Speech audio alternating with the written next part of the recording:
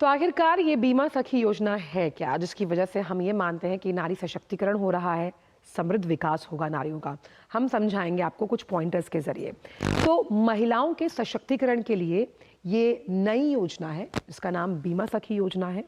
और बीमा के नाम से आप समझ पा रहे होंगे कि एलआईसी के क्षेत्र में कैसे महिलाओं को अब आर्थिक तौर पर आत्मनिर्भर बनाया जाएगा।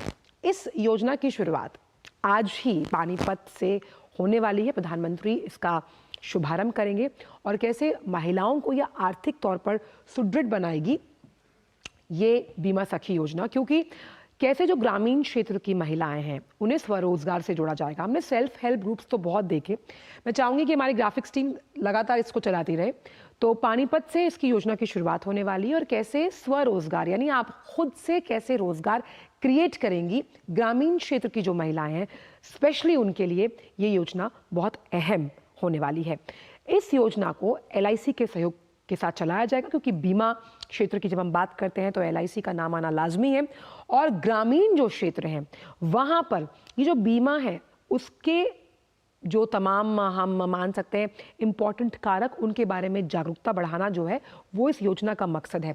और कैसे बीमा जो सखियां हैं वो एलआईसी की जागरूकता, बीमा की जागरूकता अब ग्रामीण क्षेत्र में बढ़ाएंगी। जैसे कि आप समझिएगा, ड्रोन दीदी योजना थी, तो ड्रोन्स के बारे में ग्रामीण लोगों को कैसे आप जागरूक कर सकते हैं, कैसे आप उन्हें पढ़ा सकते हैं, लर्निड बना सकते हैं, उस लिहाज से। अब इससे होगा क्या, जो वित्तीय साक्षरता है उसे विस्तार मिलेगा, यानी कि आपकी वित्तीय सोच है वो विकसित होगी, आप अपने फैसले खुद ले पाएंगे। सबसे अहम बात यहाँ पर, जो 10वीं पास शिक्षित महिलाएं हैं, यानी 10वीं पास होना इसमें मैंडेटरी है, 3 साल की उन्हें ट्रेनिंग दी जाएगी, उन्हें प्रशिक्षण दिया जाएगा। अभी जब प्रशिक्षण उन्हें मिलेगा, स्टाइपेंड भी मिलेगा, तो वो एलआईसी एजेंट बनेंगी। अब से पहले हमने शहरों में देखा था, लेकिन अब ये गांव से भी एक युगांतकारी कदम आप मान सकते हैं। जो ग्रेजुएट बीमा सखियां हैं वो एलआईसी में विकास अधिकारी बनने का मौका भी ले सकती हैं। आप देखिए, एक चरण आगे। और आज ही के दिन प्रधानमंत्री भावी बीमा सखियों को नियुक्ति प्रमाण पत्र भी बांटेंगे। अब लब्बो लुबाब यही है कि जैसे लखपति दीदी योजना है, नमो ड्रोन दीदी योजना है, कैसे इन योजनाओं से महिलाओं को, अब देखिए अगर कोई बीमा सखी किसी गांव में होगी तो उसे बीमा सखी के तौर पर जाना जाएगा। और उस लिहाज से आप इसे समझिए कि कैसे एक युगांतकारी बदलाव आता है बीमा सेक्टर की। जब हम बात करते हैं कैसे महिलाओं को स्वरोजगार मिलेगा, तो इसी पर अब हम करेंगे चर्चा। हमारे साथ मेहमान भी जुड़ेंगे, हमारे खास मेहमान बीमा सखी योजना पर चर्चा करने के लिए, कैसे नारी सशक्तिकरण को ये आगे बढ़ावा देगी। हमारे साथ खास मेहमान इस वक्त मौजूद हैं। राजकुमार जी मौजूद हैं हमारे साथ, जाने माने एलआईसी से जुड़े हुए अधिकारी हैं। बहुत बहुत स्वागत है आपका राजकुमार जी। पहला सवाल यही है, और सबसे पहले बहुत बहुत शुक्रिया इस शो पर जुड़ने के लिए, अपना कीमती समय निकालने के लिए। बीमा सखी योजना, हालांकि इसका अनावरण अभी प्रधानमंत्री कुछ ही देर में करेंगे, लेकिन मैं आपसे जानना चाहती हूँ कि आर्थिक सशक्तिकरण को बढ़ावा देने के लिहाज से और महिलाओं को स्वरोजगार और स्वावलंबन के पथ पर अग्रसर करने के लिए आप मानते हैं कि एलआईसी का रोल तो अहम रहेगा ही, ये योजना कितनी युगांतकारी साबित होगी? अंशुल जी, भारत में लगभग आबादी में 50% महिलाएं हैं, इसलिए भारत को विकसित करने के लिए नारी सशक्तिकरण आवश्यक है, क्योंकि उनका सहयोग बहुत आवश्यक है।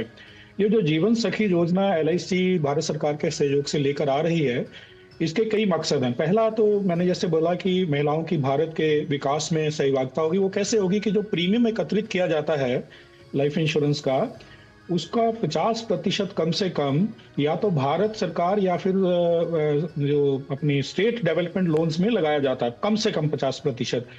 दैट मीन्स कि इसके अनुसार देश के विकास के लिए वो पैसा इस्तेमाल होगा।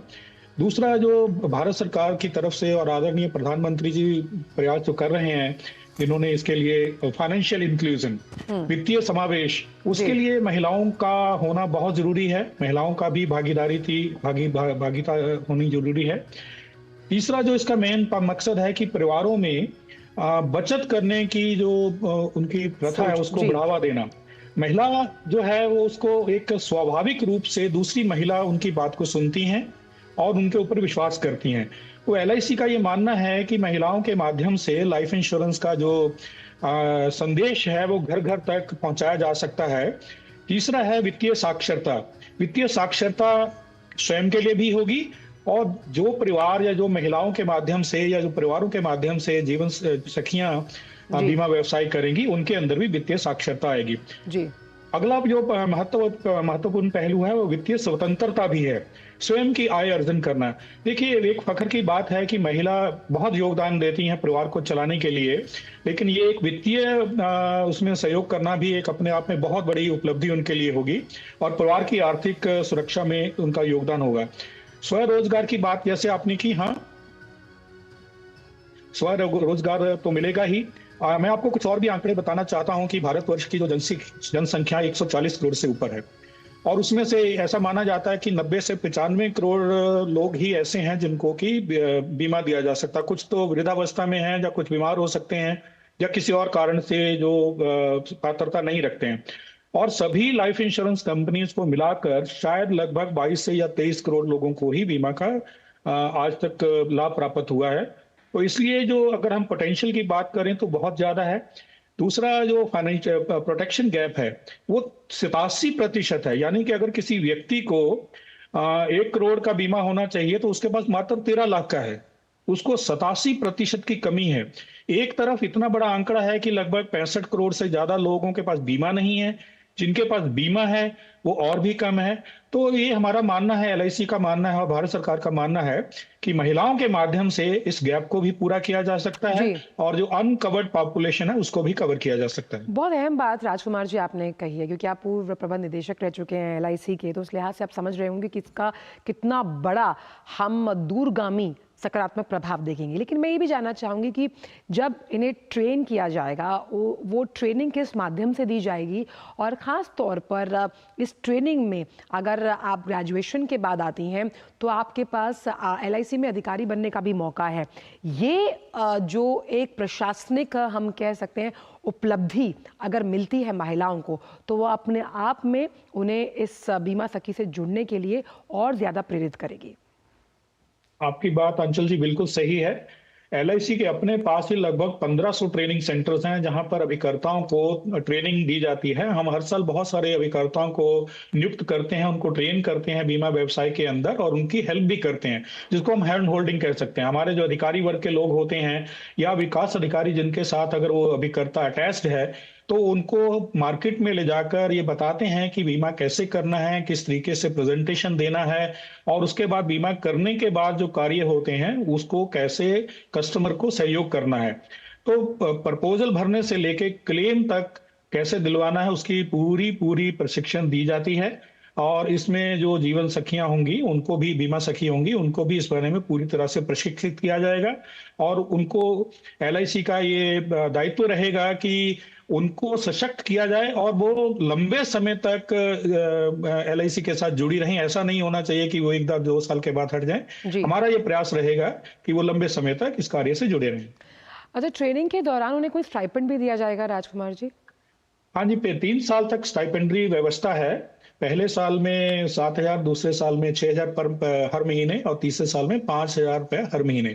लेकिन इसके साथ ही कुछ कार्य के नॉर्म भी होंगे जो उनको हर क्वार्टर में, हर त्रैमासिक में पूरे करने होंगे, ताकि वो अगले त्रैमासिक के लिए उसके लिए एलिजिबल हो सकें, पात्रता बना सकें।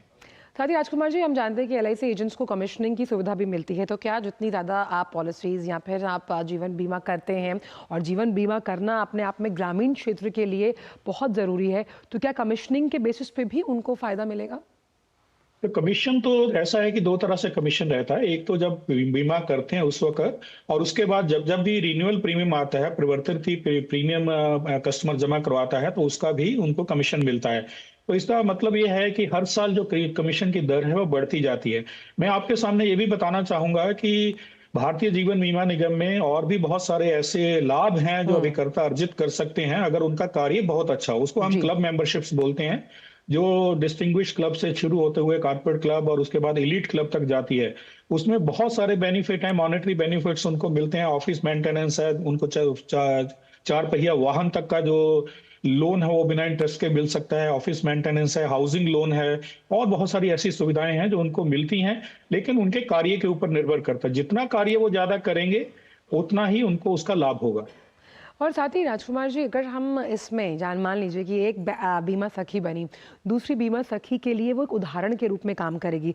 आपको लगता है कि कहीं ना कहीं इससे एक पॉजिटिव चेन क्रिएट होगी और उस चेन से कहीं ना कहीं इस तरह के मॉडल्स दूसरे देशों के लिए भी, जब हम कोऑपरेटिव मूवमेंट को आगे बढ़ाने की बात करते हैं, उस लिहाज से बहुत अहम।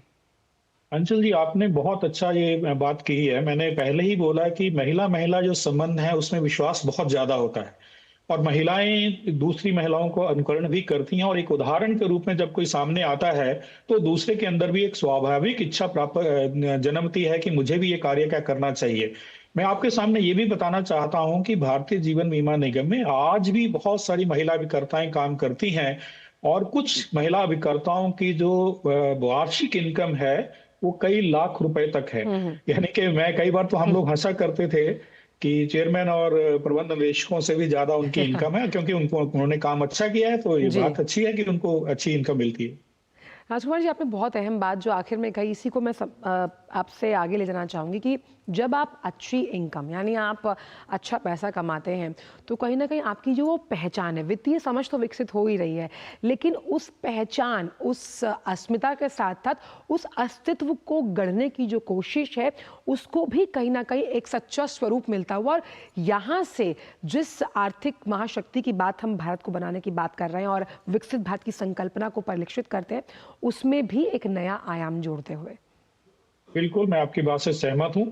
मैंने जैसे शुरू में कहा कि 50% भारत में आबादी में महिलाएं हैं और उनका योगदान आज भी, ऐसा नहीं है कि आज नहीं है, लेकिन अभी वित्तीय क्षेत्र में भी उनका सहयोग अगर बढ़ेगा तो भारत का जो लक्ष्य है हमारे जी आदरणीय प्रधानमंत्री जी का कि भारत को विश्व की दूसरी या तीसरी अर्थव्यवस्था बनाना है, वो उसको साकार करने में जी ये जो स्कीम है बीमा सखी की, ये बहुत सहायक सिद्ध होगी, ऐसा मेरा विश्वास है। बिल्कुल, बहुत बहुत शुक्रिया राजकुमार जी, आपने इतने जानदार तरीके से इस योजना के बारे में हमें तमाम जानकारियां दी। बहुत बहुत शुक्रिया अपना कीमती समय डीडी न्यूज़ के साथ साझा करने के लिए। तो बीमा सखी योजना, जिसका धन्यवाद। अनावरण अभी कुछ ही देर में प्रधानमंत्री करने वाले हैं, जो कहीं ना कहीं जब हम बीमा क्षेत्र के लिहाज से एलआईसी के सहायक तौर पर ये जो योजना है वो आ रही है, जहां महिलाओं को स्वावलंबी बनाने के लिए स्वरोजगार देने के साथ साथ उन्हें आर्थिक तौर पर भी आत्मनिर्भर बनाएगी।